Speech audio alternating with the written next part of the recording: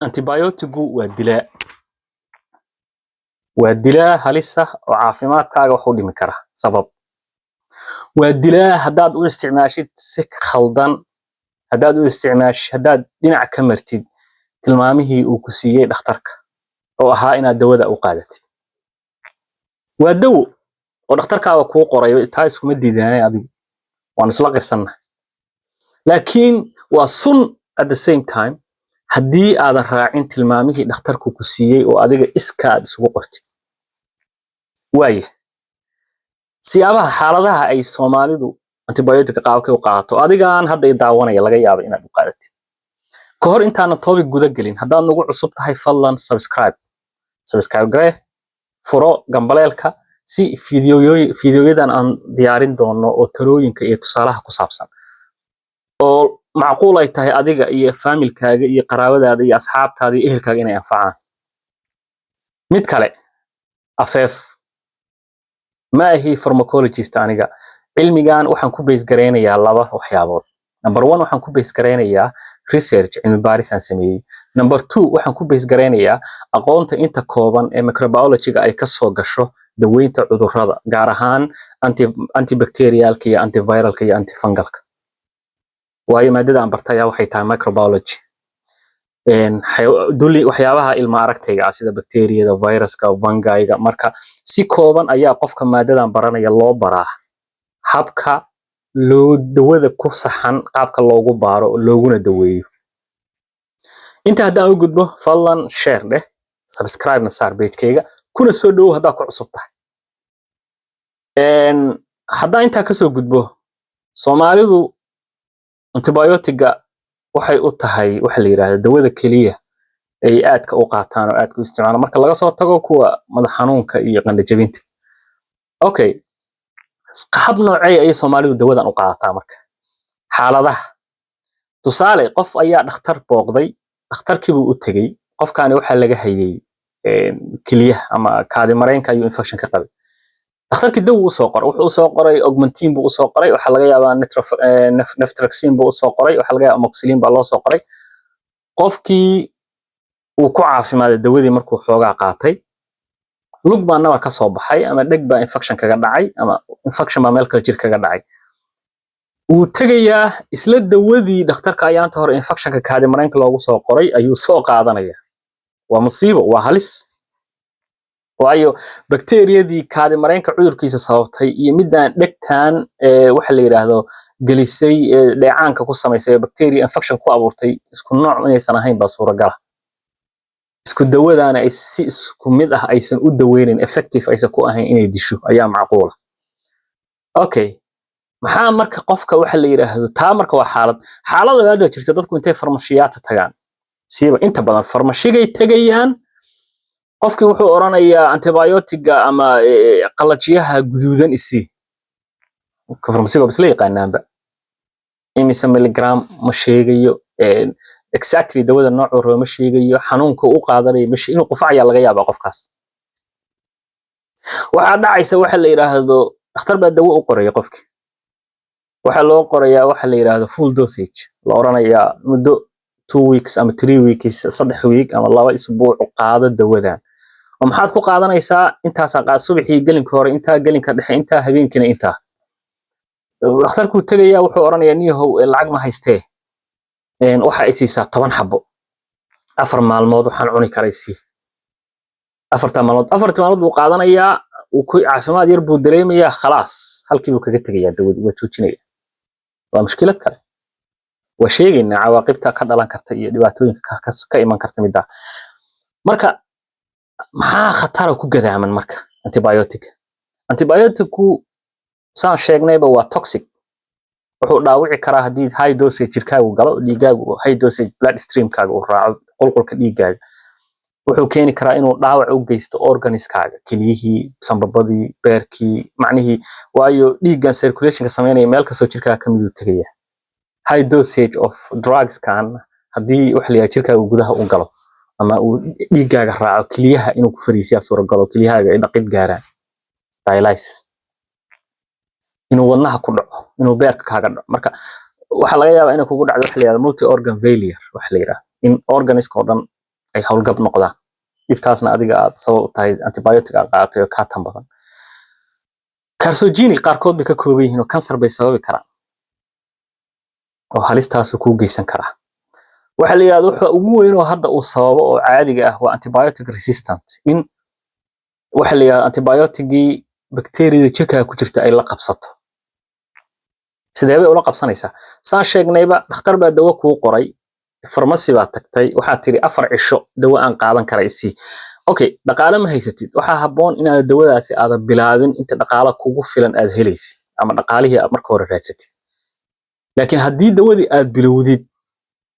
oo hadhowtana waxa la yiraahdo aad joojisid bakteeriyadii ama jeermiskii jirkaaga ku jiray baa carinaysa uu la qabsanayaa next time markaad dawadii qaadatid oo bilowdid uu yaqaana dawadan waayo dawadani bakteeriyadu laftirkeeda way aad bedelataa way isbedeshaa microbiological markaan u hadlayno waxaan dhacaysa bakteeriyadii difaac bay ka samaysanaysaa marka hore waa la soo weeraray wax dili kara kuma aadan soo weerarin marka labaad bakteeriyadii meesha kugu sugi mayso intaad u soo laabanaysid oo soo qaadanaysid dawo xoog badan oo dili karta maxay samaynaysaa bakteeriyadu waxay samaynaysaa dahaar bay samaysanaysaa antibiotic ay kaga hortagto ka hortag okay marka maxaa dhacaysa marka jirkaagii dawadii inay ku shaqeyn weydo bakteeriyada jirkaaga isaga jirto laga yaabo bakteeriya inay dhaawacdo wax la yiraahdo ayada laftirkeeda organada jirkaaga infectionka jirkaaga dhan uu ku baaho septicemia kugu dhufato day taadi soo gasho taadi noqotana aad u geeriyootid okay taa marka waa mid ah inta markaan kaga gudbo waxa loo yaqaano khataraha ku gadaaman oo tiro badan ma soo koobi karno hadaan dhahno khatarahan ka sheekayno maanta dhan waqtiga naga dhacay maan rabo inaan idinku dheereeyo videoga maxaa marka tala ah oo haboon oo dadka ku aadan inay sameeyaan sideedaba horta dawo antibiotic ha qaadan iyadoo dhakhtarkiisa kugu qoray ha ka soo gadan farmasiga wax dawo antibiotic haddii aadan dhakhtar aadan kala kaashan oo aadan kala tashan haddii kale waxa weeyaan wala tulqu bi aydikum ila tahluka naftaadi aday haligaya oo dhibaateynaya aan kugu sheegaynaa anagu wax dana faa'iido noogu jirto ninka farmasiga fadhiya damba ugu jirta in antibiotic laga gato oo ka gadaya adiga sadan kuuma ah waa kugu khatar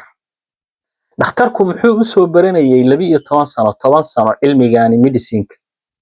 hadaan ba loo baahnayn sabab ku jirta adduunyada dadka wax fahmay oo aqligooda iyo garaadkoodu shaqeynayo antibiotic waa mamnuuc lama qori karo farmasiilaha ma gadi karo iyadoo waraaq dhakhtar qoray aan qofka uusan wadan annagana sida bariiska ma u cunnaa marka kow talaada koowaad waxa weeye ha qaadan antibiotic hadduusan dhakhtar kuu qorin labo dhakhtarka markuu dawo kuu qoro saan sheegay haddii aadan dhaqaale ahaan awoodin haaf ha gadan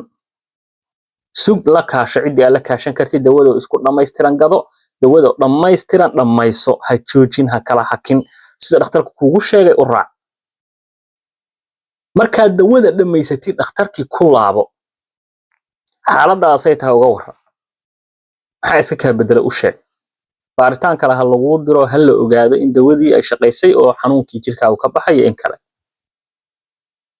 okay haddii dawada aad ku xanuunsatid antibiotic waa qaadato waa ku jiratay waxa kula gudbo waa ogahay dadka qaarkood waxay ku oranayaan jirka dawadii baa shaqeynayso jirkaaga ku dhex shaqeynaysa adkayso oo wax la yiraahdo wad ha joojin ma ha yeelin ha dhageysan dadka sida ugu dhaqsaha badan dhakhtarka ku laabo halayaa side effect inay tahay halis kugu keenayso waxa la yiraahdo ay dhibaato ku geysan karto ku laabo dhakhtarka u sheeg xaaladana soo korortay doctore dawadii markaan qaatay inta muddo la eg iyada dhakhtarka dawadu ku bedelaya ama wixii kaalmaati oo kale uu raacin karo ku raacinaya laakiin ha dhageysan ha maqlin dadka warkooda ah waxa la yiraahdo dawadii baa shaqeynaysa isgiij is adkee ha ka yeelin waxyaabo badan marka waxa jira dawada antibiotic ka qaadatid oo kale isla markiiba ay sababi karto tusaale ahaan in caloosha ku socdo qofkii uu shubmo haday taa dhacdo oo kale waxa laga yaabaa stress inuu caloosha ku yimid ama bakteeriyada caloosha ku jirtay ay swab ku samaysay oo ay dhaqday dawadii taasna ay keentay dheefshiidkaaga inuu wax la yiraahdo isbedel ku yimaado waa wax laga soo kaban karo laakiin dhakhtarka u sheeg la wadaag dhakhtarkaaga sida ugu dhaqsaha badan dhakhtarka haddaad mar u tagtay oo soo daweeyay oo xanuunkii xanuun la mid ah aad dareentid ha aadin farmasiga kullaaba dhakhtarkii waxaa laga yaabaa xanuunka markaan waxa sababaya inuu ka duwan yahay kii hore waxaa laga yaabaa dawadii hore inaysan ku shaqayn bakteeriyadii dhakhtarkii ku noqo si uu dawada kuugu bedelo dawadii hore ka yara awood badan ama ka roon ama kaga habboon xanuunka daweyntiisa si loogu qoro laakiin ha ku laaban same dawadii farmasiga inta ku laabatay isiha oran ka digtoonow bidaas ka digtoonow waxyaabo badan oo kugu keeni karta haddii antibiotiga aad qaadatid without prescription ayadoo dhakhtar uusan kugu qorin intaasaan kusoo koobaya akhyaaray haddii fideogan aad ku qanacday wixii su'aalaha ka qabtid dawooyinka weliba kiniiniyada noocay doonta ha noqotee mid baa insha allah usoo qaadan doonaa u dulmari doonaa annagoo la kaashanayna cid aqoontaada u leh dawada oo pharmacology-ga baratay iyo cilmiga intaan ka leeyahay si aan wacyigelin dadka uga dhigno dadka uga wacyigelin wixii adiga fikrikaaga ah commentiga nagula wadaag haddii aad isleedahay wax kale oo muhiim ah ama dawo muhiim ay tahay in laga soo hadlaa jirtana topiga nagula wadaag wixii talooyinkiina ah ama qofkii tala haya uu soo gudbiyana insha Allah dhakhaatiir baa jirta wax la yiraahdo aan xiriir dhow leenahay waa la wadaagaynaa wixii talooyin u baahan tihiin insha Allah tacaala